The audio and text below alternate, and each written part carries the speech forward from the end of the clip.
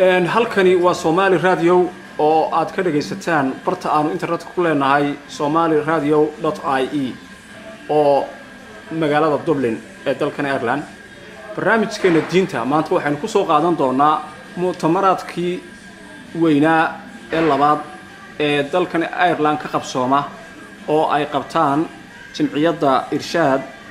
ee dalkan Ireland. Seen la soconay mu'tamarkii koobaad wuxuu dhacay sanadkii hore 2015 imikana mu'tamarkan oo ah mu'tamarkii labaad oo ay soo qaban qaabiyeen jamciyadda Irshaad ee dalkan Ireland oo ay ku jiraan Faisal iyo Sheikh Xamse waxay faahfaahin naga siin doonaan sidoo mu'tamarkaasi uu dhacayo iyo warbixin oo aan ku horeyno Sheikh Xamse falyatafadal looga waran soo u dhacayo mu'tamarkan sanadkan 2016. بسم الله الرحمن الرحيم. أرتا بحلو محي هاي توي أنا ما حد علنا يا ولا العبد عسيس أو مسؤول محي هاي توي راديو الصوماليات محي هاي توي آيرلاند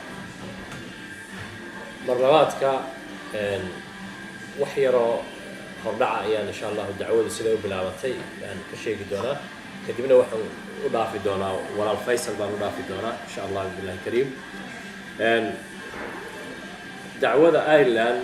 وحي قبل عواتي مدة أدو صدح سنة إيو حوجا جالسة هي دعوة عالم كاه مثلا إن ذاتك صوماليات خاصة آيرلاند دقن صدح سنة كهر ميلها هسه قبل عواتي وحال سمية مجلس وحلا سمية هاي توي يعني جودي دعوة أنا لاحظ جودي دعوة لسمية جودي ده دعوة أيا بلوضي هنا أي بلابان هاي توي يعني هنا يدك الصوماليات أي سكان كينان أو أما هاي توي محاضروي نقبتان أو مدرسة سعودي أو هاي توي أنا حتى صور كوبي كريم أنت محاضروي كيو أي قبتين مقارنة ساي جودي ده كدب walaaluhu markii dambe wax la baceen magac la yiraahdo hoyga dacwada kadib ay ku hawlgali jireen kadib waxay tageen gobolada sida Limerick iyo Balbriggan iyo Dundalk kulli way wada tageen dacwad way gaarsiiyeen sanadkii 2000 iyo 2015 kii bishii sagaalaad waxa la qabtay mu'tamarkii koowaad baan oran karaa Ireland oo ay qabtaan walaalaha hay'adda Irshaad Ireland وكما قاعد يفرق الدعوة حضرنا إن شاء الله بالله الكريم وحل قمان دونا مؤتمر كي لبعض نصدق إلى بعض تكبيش هدي لهاي كدقو أو إسلام مؤسسات دي ون أي قمان دونتو هدي لهاي كدقو بإذن الله الكريم مركا ولا الفيصل بقى نوفع فاهين دونا وحي إنت دير هذا هدي لهاي كدقو. أوكي. وأنا تنت حمسة بحين كوري جندونا الشيخ فيصل أو فاهين بدين نقصين دونا مؤتمر كلبعض إرشاد أي قبضته دلكن جمهورية إيرلاند فليتفضل. بسم الله. أخبرك ورقات بلما العلمية وأرقي عبد العزيز صحافة الصومالية ذي كهر قبل دلكن إيرلاند وأنا هاي رادي الصومالية دارنتي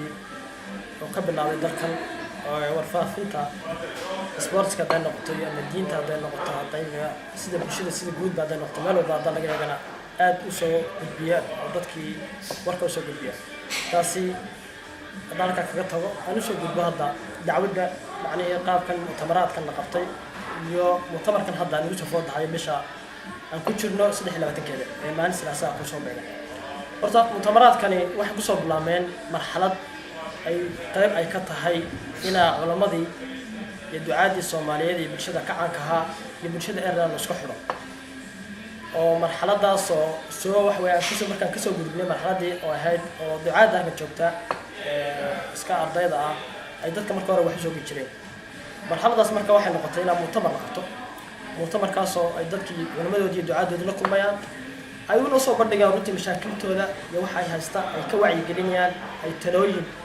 iyo qaabka ugu noolaan lahaayeen dalkan qurbaha ay joogaan sibaana dalkan Ireland qaabkaas marka ay marxaladaas ku bilaabantay taasa marka keentay ina mu'tamaraadka qaabkaas loo gudbo mu'tamarka hore sanadka hore noo dhacay sidoo halkay Xamza sheegay oo si fiican ugu qabsamay oo badan oo la yaqaan ka soo qayb galay mu'tamarka soo socdana bisha dhici doono 23 waxaan rajeynaa kaas kasii weyn inuu noqdo waxaa yeelay culamo hadda kasii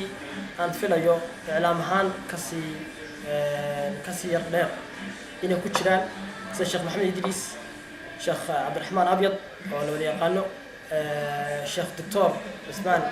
cali oo isaguna sanadka hore mutamarkood nagu jiray sanadkana martino ah maadaama bulshadu aad uga heleen doorka hore waxaan jeclaysan inaan soo celino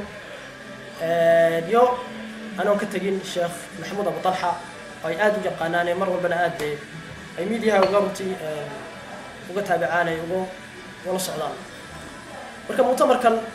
wuxuu ka hadli doonaa insha allahu tacaala mashaakilo qoyska ku saabsan inta ugu badan maadaama qurbihii lagu nool yahay qurbihiina u baahan si gaar ah oo ka duwan in lagu noolaado oo carruurta lagu tarbeedayo taasuu daweynaysaa taasi talooyin wax laga siin doonaa insha allahu tacaala oo ku magac dheer yahay dacwa ilallah mashruuc alxayaa oo dacwa lilxayaa macnihii noolashada qurbaha taaban doona insha allahu tacaala dadkana waxaan jeclahay inay ka faa'idaystaan kasoo qaybgal wacan iyo inay insha allahu tacaala wadaadadan la soo dhaweeyaan insha allahu tacaala martida waqtiyadaa noo ah iyagoon iloobin inay tahay maalin sanaasa bishana ay tahay 23 iyo meeshii mutamarka maalinta hore lagu qabtay aan insha allahu tacaala idin soo wargelin doonaa intaan ogeyn iyo insha allahu tacaala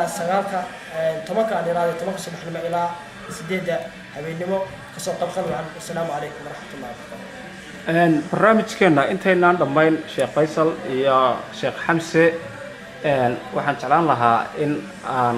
su-aalo yaroo kooban xagga diinta kaga faa'iidaysto maanta kulankeennan sheekh xamse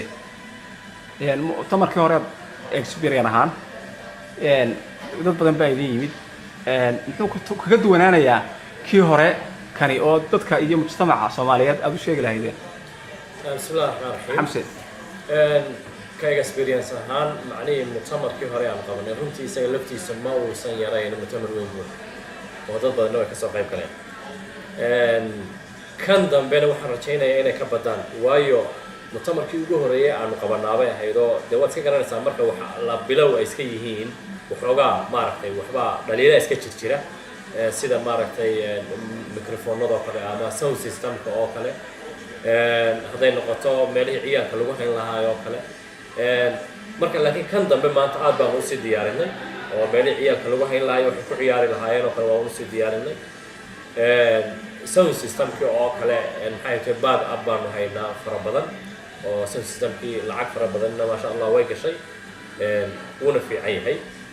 waxa kale oo iyada lafteeda aan meesha ka marnayn in qaabka maaragtay barnaamijku u dhici doono inuu kii hore ka duwan yahay oo uu kii hore ka duwanaan doono in badan insha allahu because of kii hore baanu dee experience ka haysanaa waad mahadsantahay faysal xagga mawduuca laga hadlayo mawduucda uu ka duwanaan doonaa kii hore mawduuca saan hadda loo sheegay la dhaweyd mawaadiicda lagaga hadlayo mutamarkan way ka duwan yihiin way ka gedisan yihiin mawduucii hore ama mawaadiicda hore aan iraade mutamarka hore laga hadlayo mawaadiicda mutamarkan la hadlaya waxay aad diiradda u saarayaan waxa way arrimaha qoyska ee qaabka qurbaha ugu noolaan lahaayeen laba mawduuc baa ku jira ay mawaadiicda arrimaha daweynayo ama caalijiya aan iraade oo aad looga wadaadoodu insha allahu tacaala iyo culimadu uga hadli doonaan iyo mawaadiic kale oo iyaguna ku jira tarbiyada nafsiga ah ama nafta qofka suu tarbeedana ilaah u xubnaan lahaa gaar ahaan wadanadan aan ku nool nahay dee iska aan ognahay wadana inay tahay gaalo ah oo nala diina ahayn oo fitankuna iska badan yahay qaabkaasay markaa daweynayaan qaabkaas oo hadda anna waxaan dareemi karaa ama is oran karaaba ta ugu weynay maanta ummadda Soomaaliyeed u baahan yihiin labada mawduuc ee qoyska hadday noqoto aan soo raaciyo mawduuca qabyaalada kaasna uu ku jira runtii mawduuc waxa way aad u xasaasiya aadna raad xun saameyn xun ugu leh ummadda Soomaaliyeed haddaan nahay weliba qurbaha ay moodeen inay kasii badan tahay arrintaas qabyaaladu dalkiiba marka labada arrimood ba insha Allah tacaala waa way daweynayaan waxba talooyin iyo wacdi iyo qaabkii loola dhaqmi lahaa arrimahaas hadday nagu soo foodahayo insha Allah tacaala wadaadadu ay uga hadli doonaan okay waa barnaamijkeena intaasaynu kusoo gabagabayn doonaa intayn barnaamijkan mid lamida aynu ku kulmi doono waxaan idinkaga tegaynaa sheekh faysal iyo sheekh xamse oo idin leh wassalaamu calaykum waraxmatullaahi wabarakaatu